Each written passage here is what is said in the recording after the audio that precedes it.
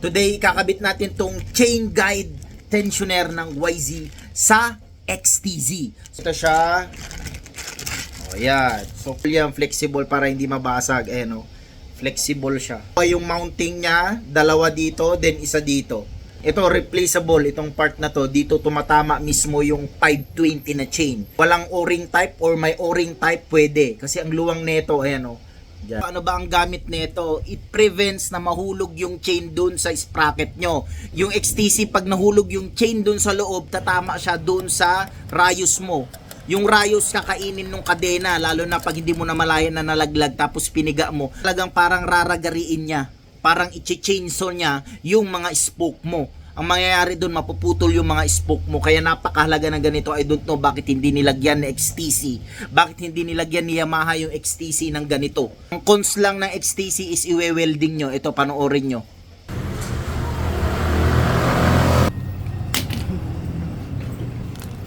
Kailangan nyo lang ng tubular na bakal. Ayan. Kasi pag flat na bakal, pag angle bar, lagi nyo ina-adjust pag nauuntog sa bato.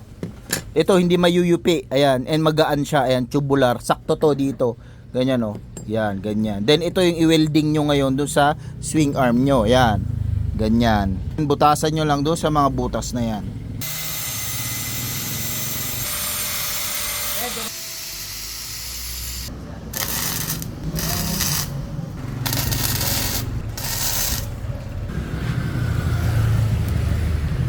Oh, yan oh, squalado.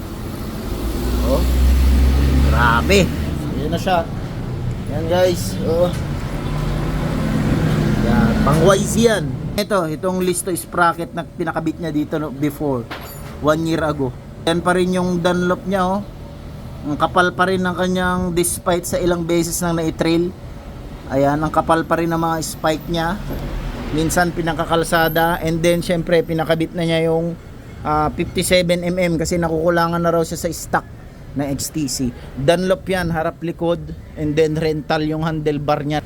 Original rental din yan, galing dito. And yung quick throttle, and naka-carb na siya, handguards, and so on. So yun, after 1 year bumalik na siya, and nagdagdag na siya ng mga additional accessories ready for hard trail. Pahabol pa si boss, papakabit daw siya ng foot peg na ganito, alloy foot peg. YZ na talaga tong XTZ.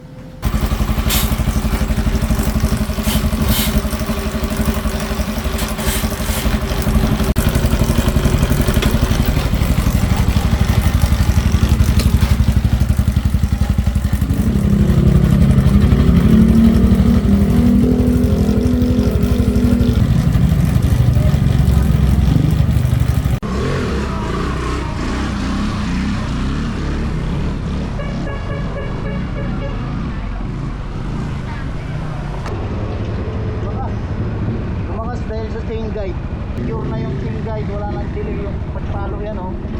Pagpalo ng kayang kadena, hindi na siya maluwag.